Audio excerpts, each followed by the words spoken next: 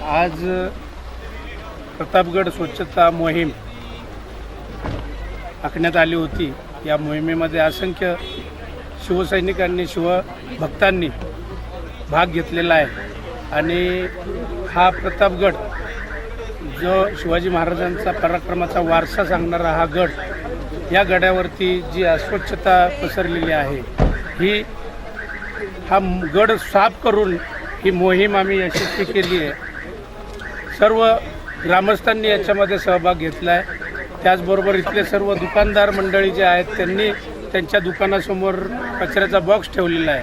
माझं पर्यटकांना आवाहन आहे की आपण इथं आल्यावरती फ्रुटी ज्यूसी ह्या सगळ्या बिस्लरीच्या पाण्याच्या बाटल्या ह्या सगळ्या इथं गडाच्या परिसरामध्ये टाकून आपण पर्यावरणाचा ऱ्हास करत असतो आणि त्यामुळं सर्व पर्यटकांना आम्ही अशी विनंती करतो की आपण जरी इथं हा महाराजांचा वारसा असलेला किल्ला, पराक्रमाचा हा जिवंत इथं आल्यावरती आपल्याला समोर उभा राहतो इतिहास, तर या किल्ल्यावरती जी अस्वच्छता आपण करतो ती केली नाही पाहिजे।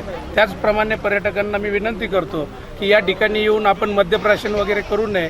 उद्या 31 डिसेंबर आहे, या दिवशी पण या ठिकाणी येऊन कुणी मद्यप्राशन करू नये। आज या ठिकाणी असा प्रकार उघडकीस आलेला आहे, त्या लोकांना आम्ही समज देऊन या ठिकाणी त्यांना समज दिलेली आहे की पुन्हा भविष्यामध्ये कुठल्याही गडामध्ये जाऊन त्याचं पावित्र्य नष्ट करू नका।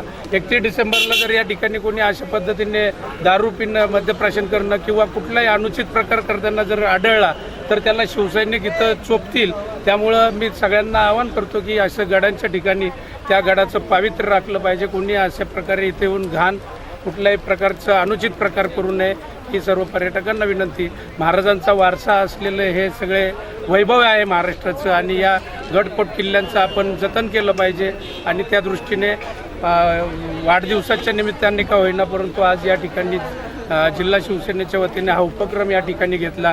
सर्व शिवभक्तांनी, शिवसैनिकांनी याच्यामध्ये भाग घेतला। मी सगळ्यांचं मनापासून कौतुक करतो आणि अशाच पद्धतीने एक वर्ष आपण एकच दिवस येऊन हा उपक्रम राबवण्यापेक्षा कायम महाराष्ट्रातील जाईल तिथले किल्ले स्वच्छ राहिले पाहिजेत या दृष्टीने आपण आज या ठिकाणी संकल्प करूयात आणि मी सगळ्यांना त्याच्या शुभेच्छा देतो आणि माझे थांबतो।